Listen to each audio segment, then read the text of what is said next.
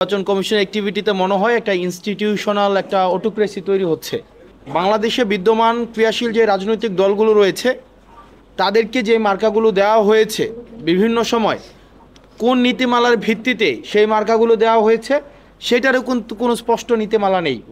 অর্থাৎ নির্বাচন কমিশন যার একটা মধ্যযুগীয় বর্বর আমরা যেই আমরা শাসন ব্যবস্থা দেখতাম, যেখানে রাজা যেভাবে ইচ্ছা সেভাবেই আইন প্রণয়ন করে, সেভাবে ইচ্ছা সেটা বাস্তবায়ন করে। নির্বাচন কমিশনের আচার আচরণে আমরা এই ধরনের আমি বলছি না যে তারা এটা করছে বা তাদের ইচ্ছা আছে, বাট আমরা দেখছি মধ্যযুগীয় রাজা বাদশাদের আচরণের সাথে তাদের একটা সাদৃশ্য রয়েছে। এবং আমরা নির্বাচন কমিশনকে আমরা বারবার কিন্তু বলেছি যে একটা নির্বাচন কমিশন সাংবিধানিক একটা প্রতিষ্ঠান, এই প্রতিষ্ঠান অবশ্যই একটা আইনগত নীতিমালার ভিত্তিতে সেটি চলবে।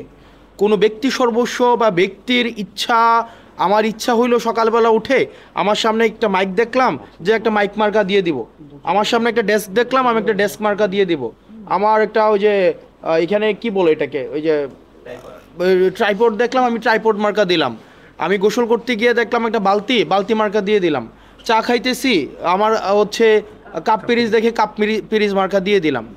আমাদের মার্কার ক্ষেত্রে আমাদের সাংস্কৃতিক প্রেক্ষাপট, সামাজিক প্রেক্ষাপট বিবেচনায় সেই গ্রহণযোগ্যতা সেটি যেন কখনোই আপনার গণবিদ্বেষী, জনগণ বিদ্বেষী না হয়, সেই বিষয়টি আমলে নেওয়া উচিত ছিল। কিন্তু আমরা দেখেছি যে নির্বাচন কমিশন একটি স্বেচ্ছাচারী সিদ্ধান্ত নিচ্ছে। যতক্ষণ না পর্যন্ত নির্বাচন কমিশন কোনো আইনগত জায়গা থেকে তারা কোনো কথা না বলে আমরা ধরে নিব এই সিদ্ধান্তগুলো ধরে নেওয়ার বিষয় না, এটি এখন স্পষ্টত এই সিদ্ধান্তগুলো আমাদের কাছে মনে হচ্ছে বা আমাদের তাদের সাথে যেই আলোচনা বা তাদের সাথে এই যে আমরা কাজ করছি, আমাদের কাছে মনে হয়েছে যে এই সিদ্ধান্তগুলো আসলে চাপিয়ে দেওয়া। আমরা বারবার বলেছি এটা নতুন কোনো কথা না, আমাদের কাছে মনে হয়েছে, আমি গতকালও বলেছি যে নির্বাচন কমিশনের আসলে রিমোট কন্ট্রোলটা এটা অন্য জায়গায়। এই নির্বাচন কমিশনের রিমোট কন্ট্রোল এটা আগারগাঁওয়ে নাই, এটা অন্য কোনো জায়গা থেকে পরিচালিত হয়। আমরা যখনই তাদের সাথে কথা বলি মনে হয় এই ডিসিশনটা এটা তারা নিজেরা নেয় না, এই ডিসিশনটা তাদেরকে চাপিয়ে দেওয়া হয় এবং তাদেরকে আসলে এই ডিসিশনটা নিতে বাধ্য করে। তো আমরা তাদেরকে বারবার আমরা জিজ্ঞেস করেছি, তাদের এই আচরণে আমাদের কাছে মনে হয় না যে তারা একটা সুষ্ঠু নিরপেক্ষ একটা নির্বাচন তারা পরিচালনা করতে পারবেন। এবং আমরা অবাক হয়েছি এই জুলাই পরবর্তী সময়ে নির্বাচন কমিশনের একজন সদস্য, উনি জাজ ছিলেন রহমানের মাসুদ, উনি বলছেন যে নির্বাচন যদি সুষ্ঠু করতে হয়, নির্বাচন যদি অংশগ্রহণমূলক করতে হয় সেক্ষেত্রে নাকি আওয়ামী লীগের অংশগ্রহণ প্রয়োজন। আপনি দেখেন এই পর্যায়ে উনি এই ধরনের কথা বলছেন, যে আমি নাম ধরেই বলছি যে উনি বলেন আওয়ামী লীগের নাকি অংশগ্রহণ প্রয়োজন।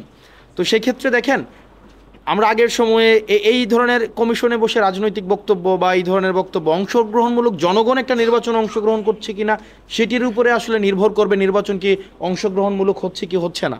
তো সেই জায়গা থেকে আমরা নির্বাচন কমিশনের বর্তমান এই যে কার্যক্রম, মার্কা নিয়ে আপনারা যে এই আচরণটা নির্বাচন কমিশনের দেখছেন, সারা জাতি দেখছে যে নির্বাচন কমিশন যেই ধরনের স্বেচ্ছাচারী, আমরা তো বললাম একটা ইনস্টিটিউশনাল অটোক্রেসি তৈরি করেছে।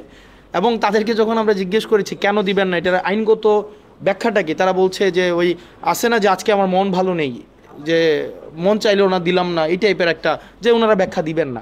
উনি জনগণের অর্থে পরিচালিত একটি প্রতিষ্ঠান, একটা সাংবিধানিক প্রতিষ্ঠান, সেটার কার্যক্রম বা সিদ্ধান্ত কি গ্রহণ করছে বা করছে না সেটার ব্যাখ্যা ওনারা জনগণের সামনে প্রকাশ করবেন না।